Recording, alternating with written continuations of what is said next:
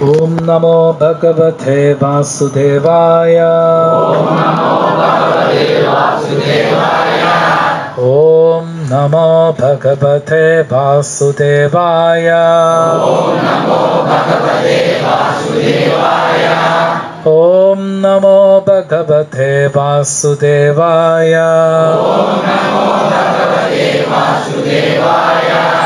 Narayanam Namaskritya Naram Chaivam Narottamam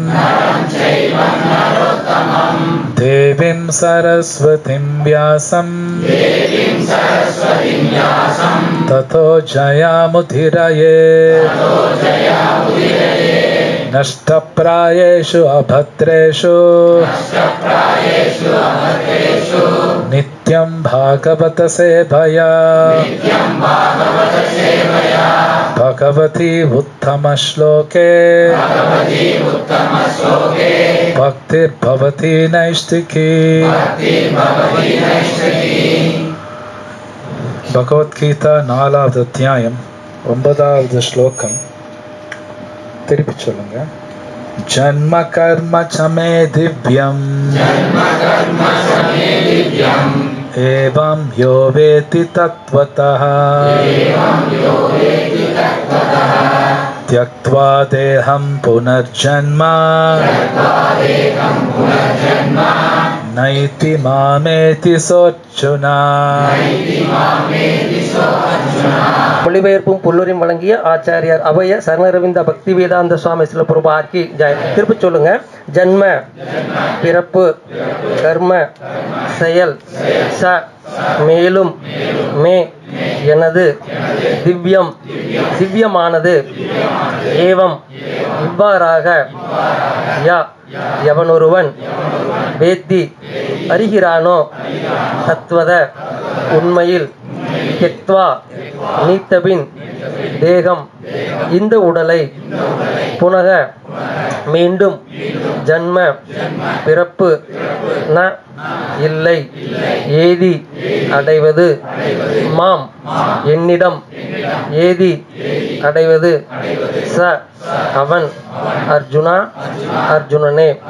மொழிபெயர்ப்பு. எனது தோற்றமும் செயல்களும் திவ்யமானவை என்பதை எவனொருவன் அறிகின்றானோ அவன் இந்த உடலை விட்டபின் மீண்டும் இப்பௌதீக உலகில் பிறவி எடுப்பது இல்லை.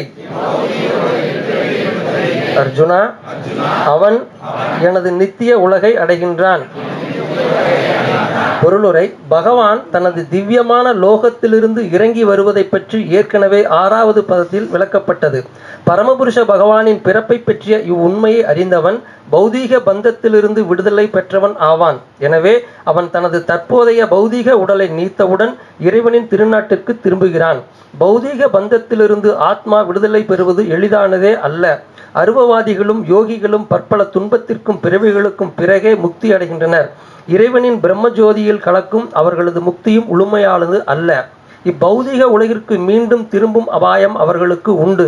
ஆனால் இறைவனின் உடல் மற்றும் செயல்களின் தெய்வீக இயற்கையை அறிந்துள்ள பக்தன் இவ்வுடலை நீத்தபின் இறைவனின் திருநாட்டை அடைவதுடன் இப்பௌதீக உலகிற்கு மீண்டும் திரும்பி வரும் அபாயத்திலிருந்து விடுபடுகிறான்.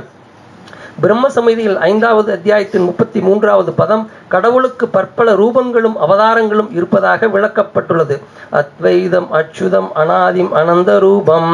இறைவனுக்கு அநேக தெய்வீக ரூபங்கள் இருப்பினும் அவர்கள் அனைவரும் ஒரே முழுமுதற் கடவுளே. பௌதீக அறிஞர்களாலும் அனுபவத்தை நம்பும் தத்துவ ஞானிகளாலும் இதனை கிரகித்து கொள்ள இயலாத போதிலும் இந்த உண்மையை உறுதியான நம்பிக்கையுடன் புரிந்து கொள்ளப்பட வேண்டும். வேதத்தில் புருஷ போதினி உபனிஷத்தில் கூறப்பட்டுள்ளபடி ஏகோ தேவோ நித்ய லீனானுரக்தோ பக்த வியாபி பக்திருந்யத் ஆத்மா. ஒரே பரமபுருஷ பகவான் தனது களங்கமற்ற பக்தர்களுடன் பற்பல தெய்வீக ரூபங்களின் மூலம் நித்தியமாக லீலை புரிகின்றார். இதே வேத கருத்து கீதையின் இப்பதத்திலும் பகவானாலும் உறுதி செய்யப்பட்டுள்ளது. இவ்வுண்மையை வேதங்கள் மற்றும் பரமபுருஷ பகவானின் அதிகார பலத்தால் ஏற்றுக்கொள்பவனும் தத்துவ கற்பனைகளில் காலத்தை வீணடிக்காதவனும் முக்தியின் உயர்ந்த பக்குவ நிலையை அடைகின்றான்.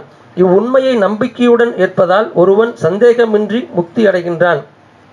தத்துவம் அசி எனும் வேத கருத்து இவ்விஷயத்தில் பொருந்தும். பகவான் கிருஷ்ணரை பரமனாக ஏற்பவன் அல்லது அவரிடம் சென்று நீரே பரபிரம்மன், பரமபுருஷ பகவான் என்று கூறுபவன் உடனே முக்தி பெறுவது நிச்சயம். இதன் விளைவாக அவன் பகவானுடனான தெய்வீக உறவில் நுழைவது உறுதி. வேறு விதமாக கூறினால் இத்தகு நம்பிக்கையுடைய பக்தன் பக்குவ நிலையை அடைகிறான். இது பின்வரும் வேத வாக்கியத்தால் உறுதிப்படுத்தப்படுகின்றது. தம் ஏவ விதித்வாதி மிருத்யும் ஏதி நான்ய பந்தா வித்யே அயனாய. பரமபுருஷ பகவானை பற்றி அறிவதால் ஒருவன் பிறப்பு இறப்பிலிருந்து விடுபட்டு முக்தியின் பக்குவ நிலையை அடைய முடியும். இப்பக்குவத்தை அடைவதற்கு வேறு எந்த வழியும் இல்லை. ஸ்வேதேஸ்வர உபனிஷத்தின் 3வது அத்தியாயத்தின் 8வது பதம்.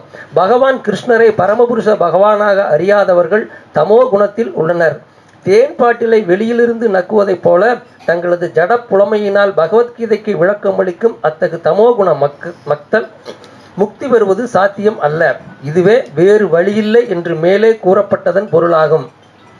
அனுபவத்தை நம்பும் இத்தகு தத்துவவாதிகள் ஜட உலகில் மிகப்பெரிய பதவிகளை பெற்றாலும் முக்திக்கு தகுதி உடையவர்கள் அல்லர். இத்தகு கர்வமிகு ஏட்டறிஞர்கள் கிருஷ்ண பக்தரின் காரணமற்ற கருணைக்காக காத்திருக்க வேண்டியதுதான். எனவே நம்பிக்கையுடனும் அறிவுடனும் கிருஷ்ண உணர்வை வளர்த்து பக்குவம் அடைவது அவசியம். ஓம் தத் சத். जन्म कर्म च मे दिव्यम एवं यो वेति तत्त्वतः त्यक्त्वा देहं पुनर्जन्म नैति मामेति सोऽर्जुन. ओम अज्ञानातिमिरन्तस्य ज्ञानाञ्जनशलाकया चक्षुर्मिलितं येन तस्मै श्रीगुरवे नमः. श्रीचैतन्यमनोभीष्टं स्थापितं येन भूतले स्वयं रूपकदा मह्यं ददाति स्वपदान्तिकम्. वन्देऽहं श्रीगुरो श्रीयुतापदकमलं श्रीगुरुन् वैष्णवांश श्रीरूपं साग्रजातं सहगण रघुनाथान्वितं तं सजीवं साद्वैतं सावधूतं परिजनसहितं कृष्णचैतन्यदेवं श्रीराधा कृष्णपादां सहगण ललिता श्रीविशाखाभितांश. हे कृष्ण करुणा सिन्धो दीनबन्धो जगत्पते कान्त नमस्तुते. तप्त कांचन गौरांगी राधे वृंदावनेश्वरी वृषभानुसुते देवी प्रणमामि हरिप्रिये. वाञ्छाकल्पतरुभ्यश्च कृपा सिन्धुभ्येव च पतितानां पावनेभ्यो वैष्णवेभ्यो नमो नमः. ओं विष्णुपादाय कृष्णपृष्ठाय भूतले श्रीमते भक्तिवेदान्त स्वामिनिति नामिने. नमस्ते सारस्वती देवे गौरवाणी प्रचारिणे निर्विशेष शून्यवादी पाश्चात्यदेशतारिणे. श्री कृष्ण चैतन्य प्रभु नित्यानंद श्री अद्वैत गदाधर श्रीवासादि गौरभक्तवृंद. हरे कृष्णा कृष्ण कृष्ण हरे हरे हरे राम राम हरे हरे. हरे कृष्णा. ஸோ எல்லோரும் இந்த ஈவினிங்க்கு வந்தது ரொம்ப தேங்க்ஸ்.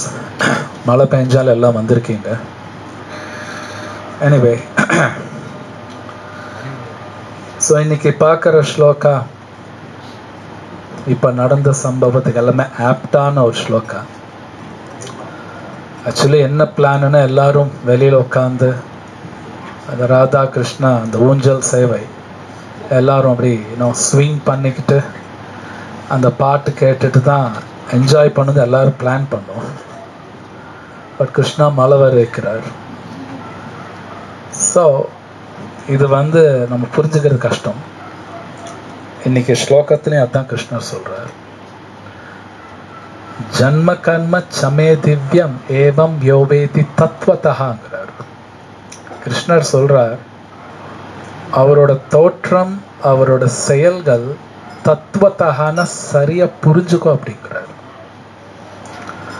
Very important. ஆக்சுவலி எல்லாருமே வெளியே போய் உட்காந்தது கொஞ்ச நேரம் ஸ்பெண்ட் பண்ணணும் அப்படின்னு தான் போனோம். பட் மழை வருதுன்னு அதுக்கு ஒரு காரணம் இருக்கும். அது நமக்கு புரியாது. பகவானோட செயல் அவ்வளோ சீக்கிரம் நம்ம புரிஞ்சுக்க முடியாது.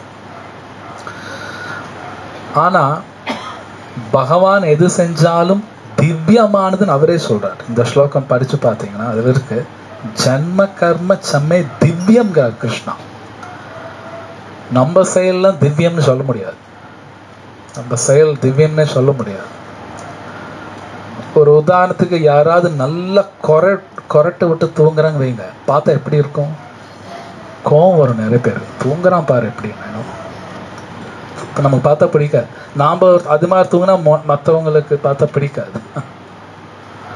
ஆனால் நீங்கள் ராமாயணத்தில் பார்த்தீங்கன்னா ராமர் வந்து விஸ்வாமித்திர ராமர் கூட்டிகிட்டு போகிறார். ஃபர்ஸ்ட் டைம் விஸ்வாமித்திர ராமர் தூங்குறது பார்க்குறாரு. பார்த்து அசந்துட்டார், இப்படி ஒரு அழகா அப்படின்னு. அவர் தூங்குறது கூட அழகா இருக்கும், அதுவும் திவ்யம் தான். நாம் தூங்குறதுலாம் நல்லா இருக்காது.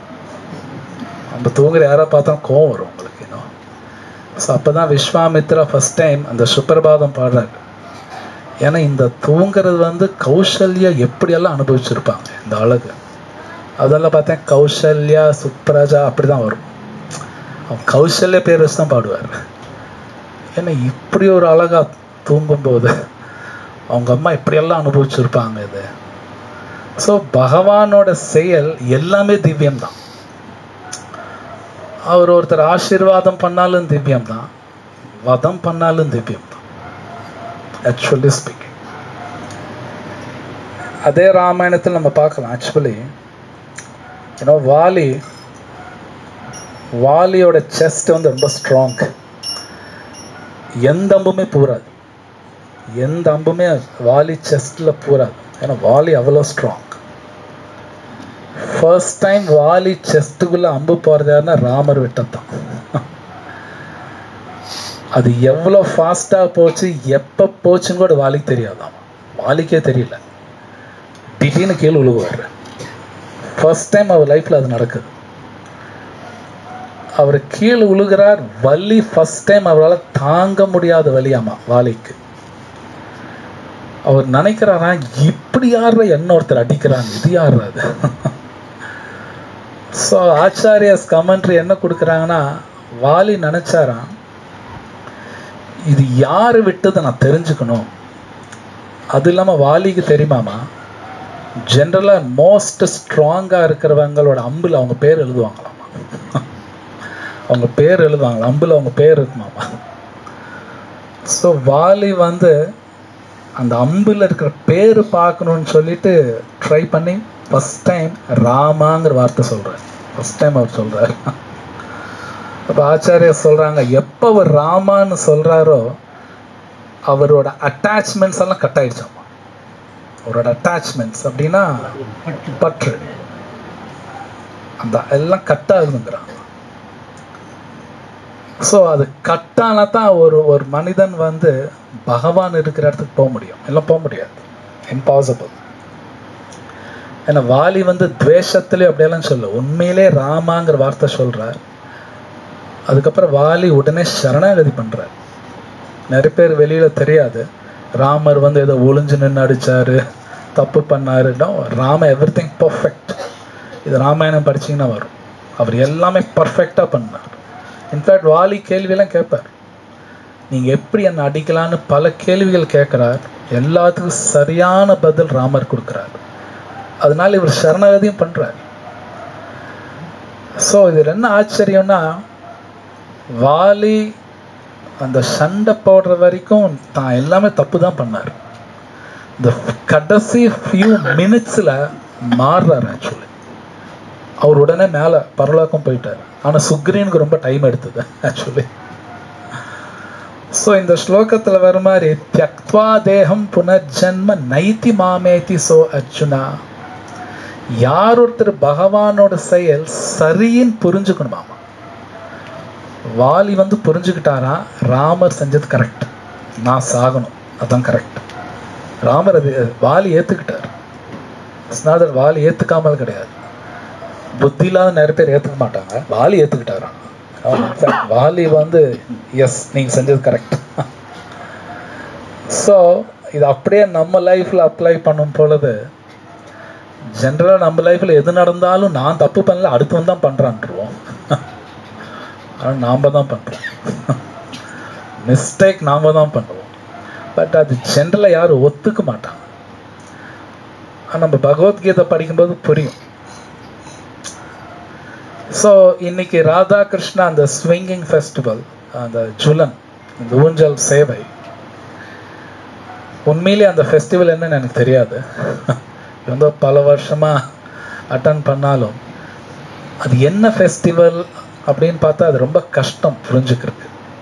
பார்க்குறதுக்கு ஏதோ இன்னும் ராதாகிருஷ்ணா வச்சு நம்ம ஊஞ்சலில் அவங்கள இன்னும் ஸ்விங் பண்ணுறோம். ஆச்சாரியாஸ் என்ன சொல்கிறாங்கன்னா, பகவான் கிருஷ்ணர் எது செஞ்சாலும் பர்ஃபெக்ட். கிருஷ்ணா மட்டும் இல்லை, ஈவன் ராமா, நரசிம்ஹா, வராஹா, வாமனா, பகவானோட அவதாரங்கள் என்ன காரியம் பண்ணாலும் பர்ஃபெக்ட். ஒன்னொன்று எல்லாமே ரொம்ப சந்தோஷமாக இருக்கும். பாகவத்தில் ஒரு சென்டென்ஸ் அடிக்கடி வரும், ஆனந்தமயோ பியாசாத். அப்படின்னா ஒரு ஆத்மா எப்பவுமே ஆனந்தமாக தான் இருக்குமாமா. அதனால இந்த உலகத்தில் நம்ம எல்லாருக்குமே காமனான ஆசை என்னன்னா, நான் சந்தோஷமாக இருக்கணும். நம்ம எல்லாருக்கும் காமனான ஆசை எல்லாத்துக்குமே நான் சந்தோஷமாக இருக்கணும். அது ஏன் அப்படின்னா ஒரு ஆத்மாவோட இயற்கையான விஷயம். அது இயற்கையாக நம்ம எல்லாரும் சந்தோஷமாக தான் இருக்கணும் இயற்கையாக பார்த்தா. ஆனால் நான் அப்படி இல்லை. அதுக்கு ஒரே காரணம் சிம்பிள், நான் பகவான் சொன்னபடி கேட்கல. That's it, over. வேற ஒன்றும் கிடையாது. வேற ரெண்டாவது ஆன்சரில் ஒன்றும் கிடையாது. அவர் சொன்னபடி நான் கேட்கல. அதனால எனக்கு பிரச்சனை வருது. அவர் சொன்னபடி கேட்டேன் அப்படின்னா நம்ம நித்தியம் சந்தோஷமா இருந்துக்கிட்டே இருக்கலாம். நித்தியமா.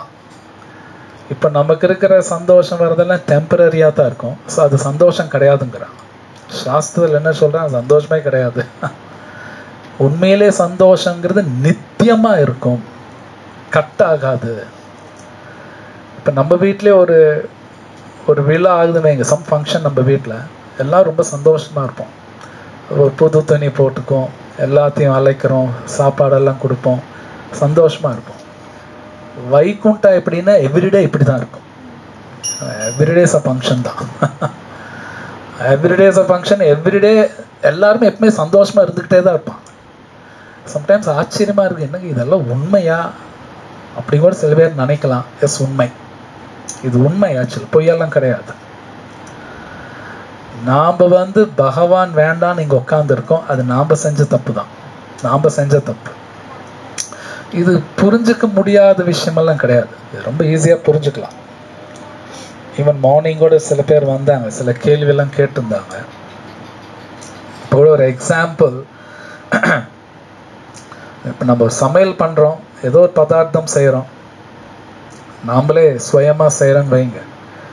அந்த பதார்த்தம் ருச்சியாக இல்லைன்னா நான் தப்பு பண்ணியிருக்கேன், அவ்வளோதான் முடிஞ்சது. எங்கள் மாமியார்னால தான் இது சரியில்லை அது சொல்ல முடியாது. ஏன்னா அவங்க மேலே பிளேம் எல்லாம் போட முடியாது. வாஸ்து சரியில்லை அதனால பதார்த்தம் சரியில்லைன்னு சொல்ல முடியாது. சொன்னால் பைத்தியக்காரன் தான் சொல்லுவோம்.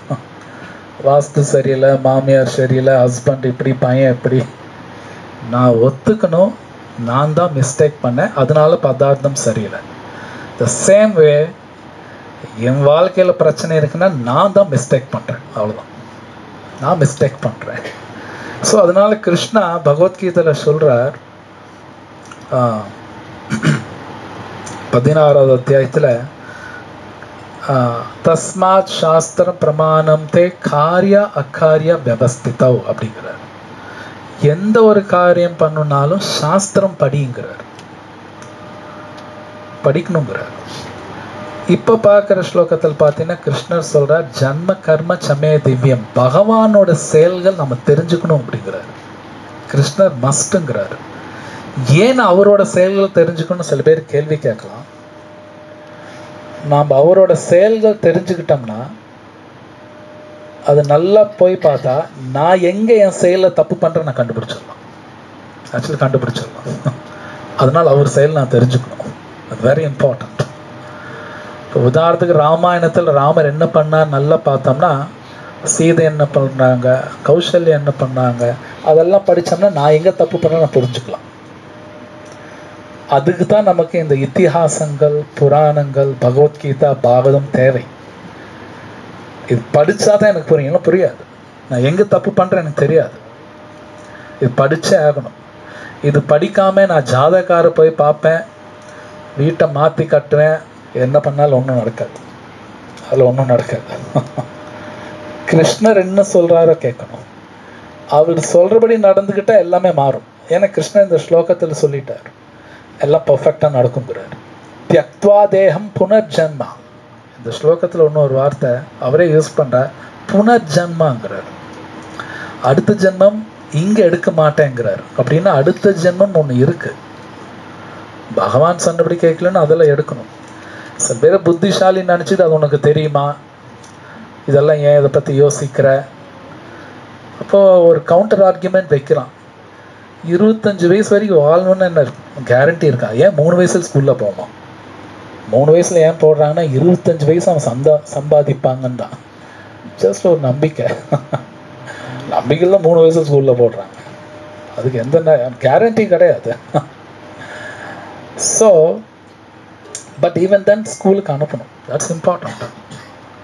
பட் கிருஷ்ணர் பகவத்கீதையில சொல்றார், நெக்ஸ்ட் ஜென்மா இருக்குங்கிறார். பூர்வ ஜென்மா இருக்குன்னு 15 சாப்டர்ல கிருஷ்ணர் சொல்றார். நெக்ஸ்ட் ஜென்மா இருக்குன்னு 2nd சாப்டர் கிருஷ்ணர் சொல்றார். கிருஷ்ணர் சொல்றாருன்னு அது கரெக்ட், அவ்வளவுதான். அது என் புத்திக்கு எட்டாம கூட இருக்கும், எல்லாமே எட்டாது. ஆனா கிருஷ்ணர் சொல்றாருன்னா correct. Just like sometimes doctor நமக்கு சொல்லுவார், நீங்க இப்படித்தாங்க சாப்பிடணும். சம்டைம்ஸ் புரியாது ஏங்க இப்படி சொல்றாரு. சொல்லுவார், இந்த மாத்திரை நீ நைட்டு தான் சாப்பிடணும் பாரு. அவர் சொன்னா கேட்கணும். இல்லை நான் காலையில் தான் சாப்பிடுவேன், ஏன்னா சாப்பிட்டா தூங்கினாலும் தூங்கிடுவான். மேபி சம்டைம்ஸ் அதே ஸ்லீப்பிங் டோஸாகவும் இருக்கலாம்.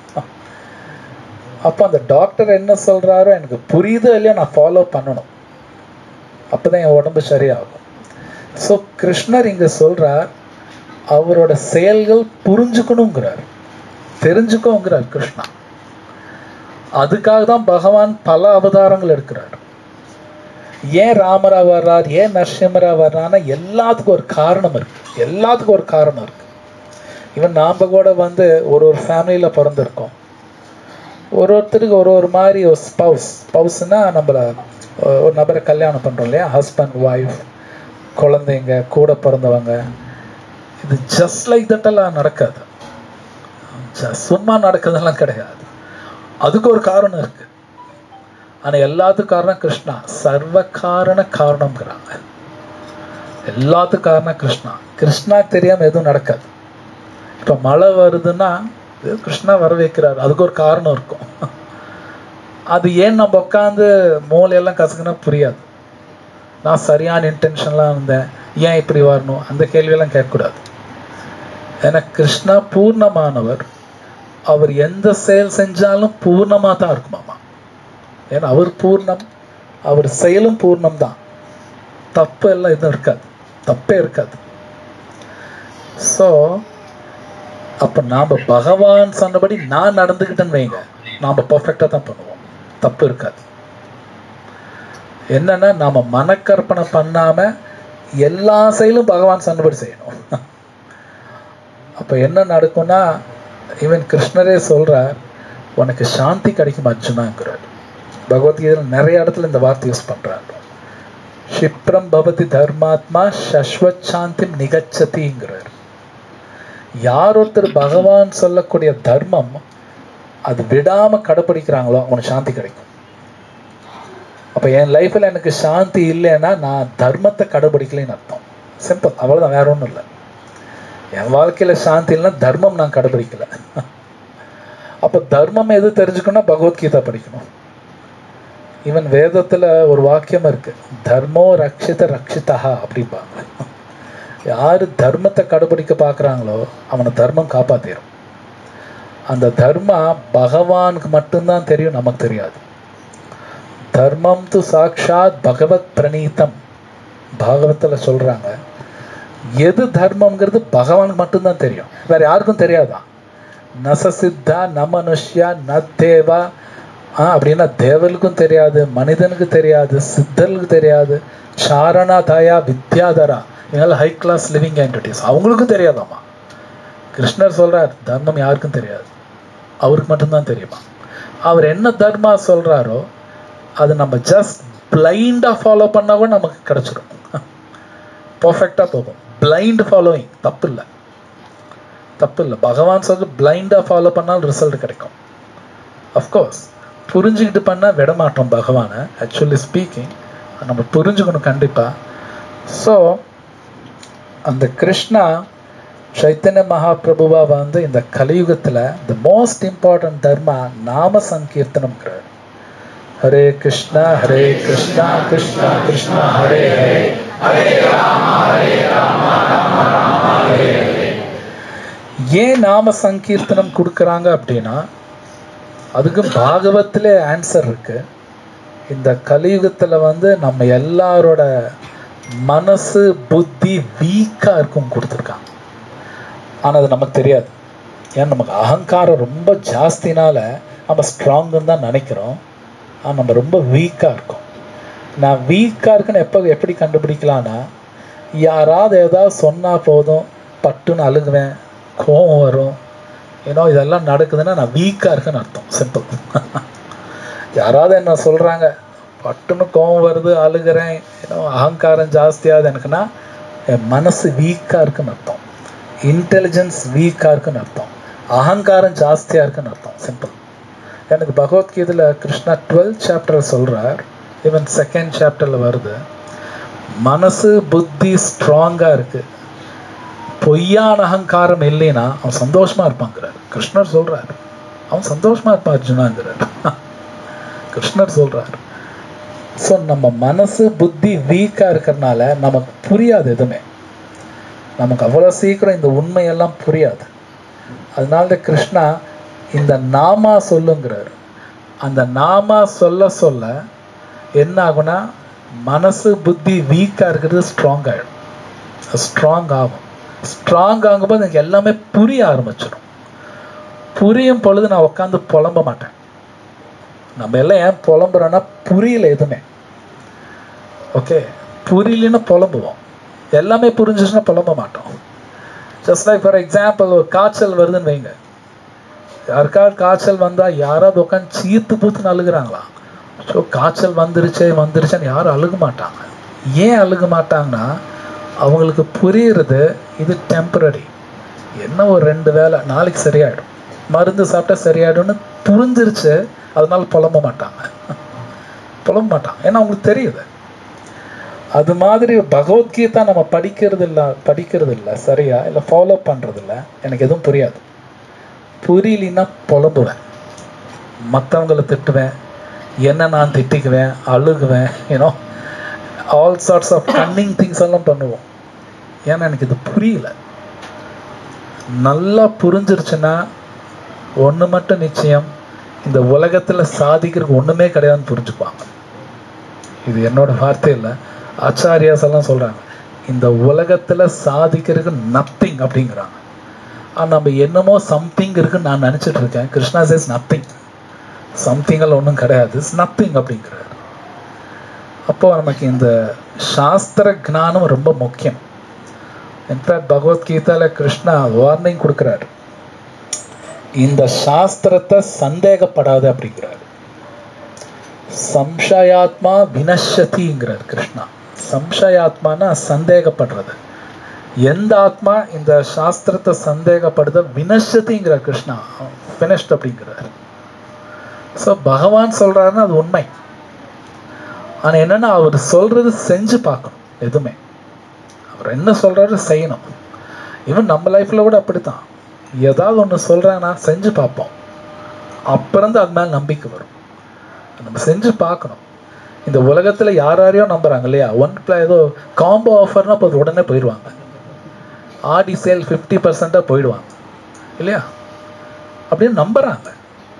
ஜஸ்ட் பிளைண்டாக நம்புகிறோம். இல்லைன்னு சொல்ல முடியாது. எதோ நம்புகிறேன். ஏன் பகவான் சொல்லிட்டு நம்பக்கூடாது? நான் ஏன் நம்பக்கூடாது? ஏன் பகவத்கீதை படிக்கக்கூடாது? படித்து பார்க்கணும்.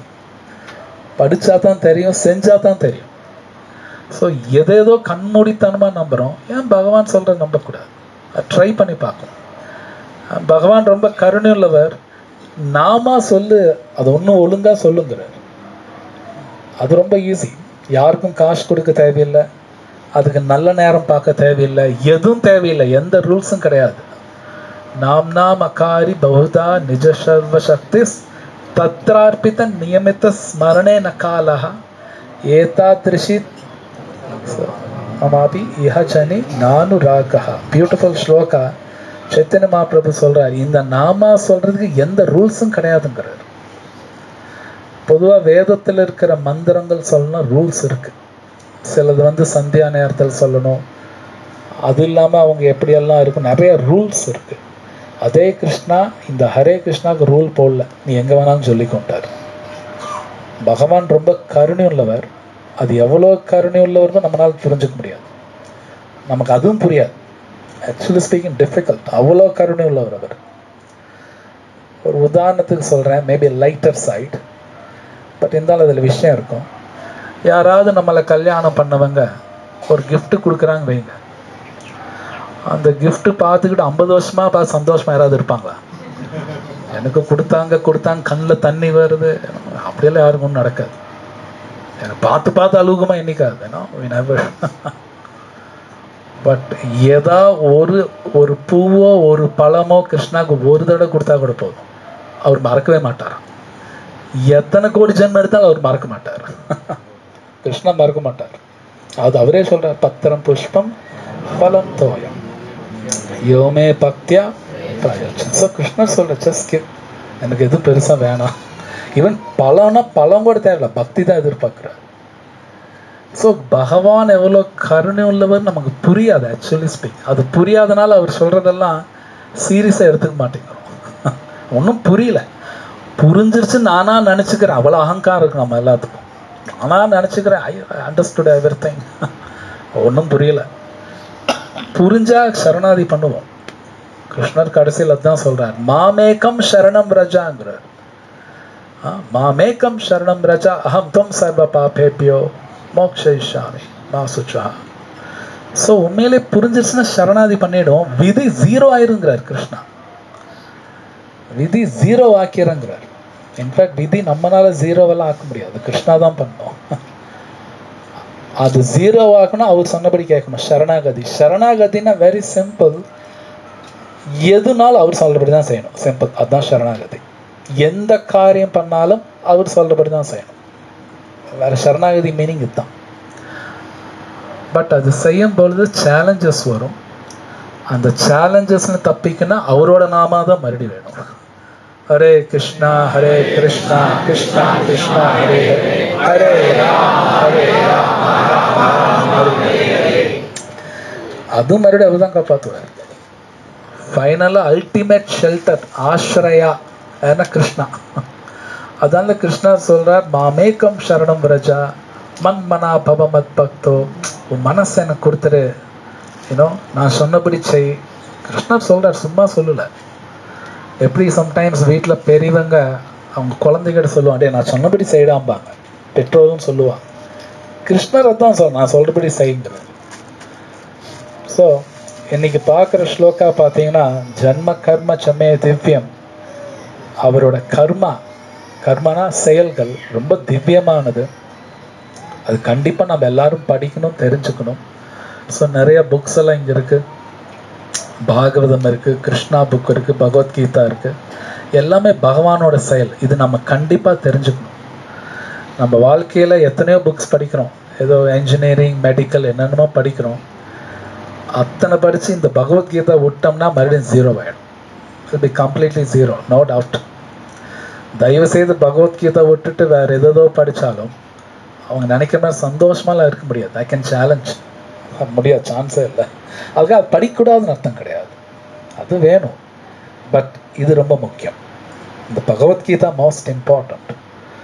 ஸோ படிக்கும்போது பகவான் செயல்கள் புரியும்.